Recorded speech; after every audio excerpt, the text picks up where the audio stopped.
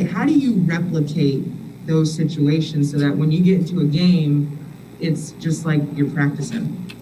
Just practice that game speed. I think that's the easiest way to put it at. Anything that I work on, be able to find a way to translate it to the game. So it'll be able to work. I'll be comfortable.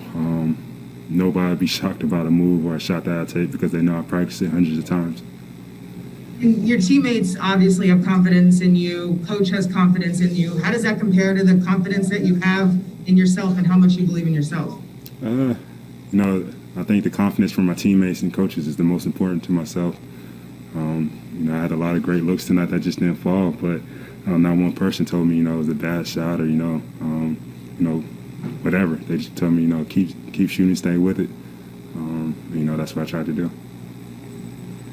Jim Ozarski. Hey, Khris. I don't know if it's coincidence or if it's something you look to do, but throughout the season, this game, when the other team has gone on a little bit of a run, either to close within a bucket, maybe take a lead, it seems like more often than not, you're the one who stops that with a bucket of your own.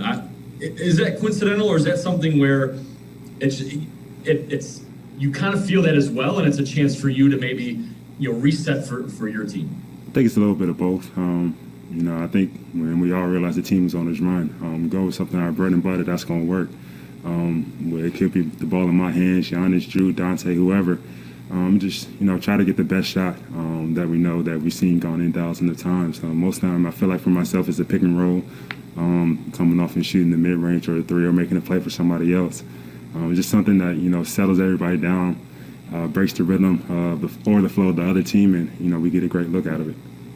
You mentioned Zora practicing at game speed. Is that that particular thing, is that something you can practice? Because I don't know how you can replicate another team in a run or kind of that adrenaline, or is that just kind of an innate thing, experience, 8 years in the league, just doing it, that you're just comfortable in that kind of moment? I think, it's probably a lot of experience. I don't move too fast, so going game speed is not, running 1,000 miles per hour. It's just, picking my spots, knowing where to attack to, use my size, my length a little bit. I think that's what it's all about, just using my imagination when I'm working on moves, working on my shots, just trying to get a nice flow or rhythm.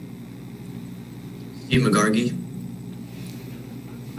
Obviously had a really tight game tonight. You have Brooklyn coming up, the Lakers coming up. Just this 3-game stretch, how much are you kind of looking forward to seeing where y'all are as a team based on these 3 games? I'm definitely excited. I think everybody is too. It's going to be a challenge to go against 2 great teams. And to definitely see where we are not ahead, but early in the season, and figure out, what we need to get better at, what's going to be our strengths, what's our weaknesses and whatnot.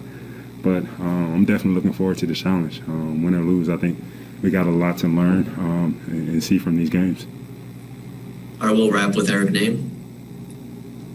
There's obviously been times where you guys have played against the Mavericks and Luka's gotten loose and really been able to kind of control the game. What do you think you guys did to him differently tonight that, maybe made it more difficult on him? I think one was the game plan, and then 2, I think it was Drew. He did a great job, staying to his body. Challenging all shots.